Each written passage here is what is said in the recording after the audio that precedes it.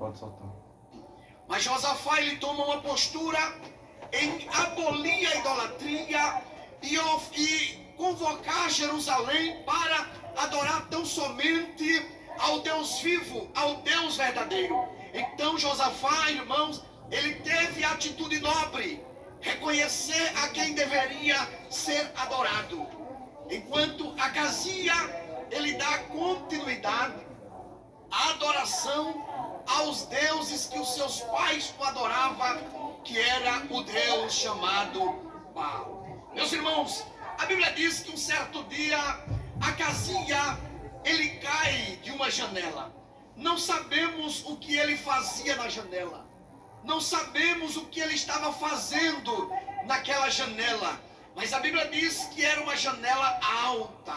E a Bíblia diz que ele cai pelas grades daquela janela. E a Bíblia diz que quando ele cai, a Bíblia diz que ele adoece. Nos dá a entender que muitas das vezes alguém cai, pode até cair, pode até dar uma topada e não adoecer. Já vi pessoas dar topada e arrancar a ponta do dedo, arrancar unha. E já vi pessoas dar topada e não acontecer nada. Não é verdade? Então a Bíblia diz que Acazia caiu e o texto diz que ele adoeceu. O texto diz que ele adoeceu. Ao ponto de se preocupar, ao ponto da sua doença se agravar e ele se preocupar ao ponto de querer saber se ele iria ser curado. A Bíblia diz que ele chama alguns dos mensageiros e diz: olha, vai ao consultar ao Deus Baal-Zebub, que é o Deus de Ecrom. Ecrom era uma cidade habitada por filisteus. Ecrom, Baal-Zebub era tido como Deus da mosca, onde os moradores daquela cidade veneravam aquele ídolo chamado Baal-Zebub. Então Acazia chama seus mensageiros e diz: vai lá, pergunta para Baal-Zebub se eu vou ser curado, se eu serei curado desta enfermidade, se eu irei me levantar desta cama. A Bíblia diz que os mensageiros se levantaram e foram ao encontro do Deus chamado Baal-Zebub. E quando eles vão no caminho, Deus se utiliza de um profeta conhecido por todos nós, chamado Elias. Elias, o tisbita. Deus levanta a Elias e Deus diz: Elias, levanta-te, vai ao encontro dos mensageiros de Acazia e pergunta para ele se não tem Deus em Israel para ele consultar. Pergunta para ele se não existe um Deus vivo, um Deus verdadeiro, que verdadeiramente deve ser adorado. Pergunta a ele se Israel não tem um Deus que governa. Pergunta a ele se Israel não tem um Deus que cura. Pergunta a ele se Israel não tem um Deus que sara. Pergunta a ele se Israel não tem um Deus todo-poderoso. Vá lá e pergunte a ele se não tem Deus em Israel para eles adorar. Escute, você não precisa procurar Deus em algumas portinhas por aí, não.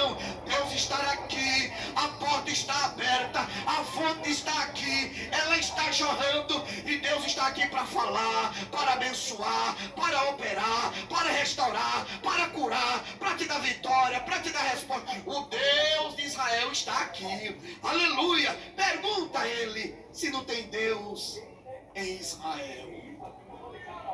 E diga a ele, da cama que ele subiu, ele não vai descer. Chega uma hora, irmão, que Deus chama eu e você para uma conversa. Deus, ele dá oportunidade ao homem. Mas tem uma hora que ele diz: senta aqui, vamos conversar. Algumas coisas precisam ser esclarecidas. E você precisa ouvir algumas coisas. Vai lá, diz para ele. Aí a Bíblia diz que Elias sobe e se encontra com os mensageiros de Acazia. E diz a ele: olha, pergunta a Acazia se não tem Deus em Israel para Acazia adorar, para consultar. pergunta para ele se não tem um Deus que pode resolver o problema dele, ao ponto dele mandar consultar Baal-Zebub, o Deus de Ecrón.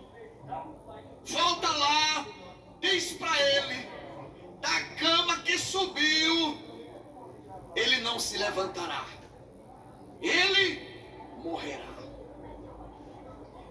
Os irmãos observam que os mensageiros voltaram muito rápido, ao ponto de perturbar o rei. E o rei diz: vem aqui, por que voltaste tão rápido?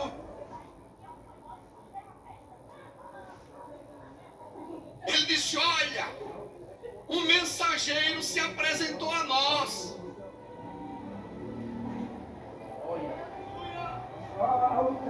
E mandou te perguntar se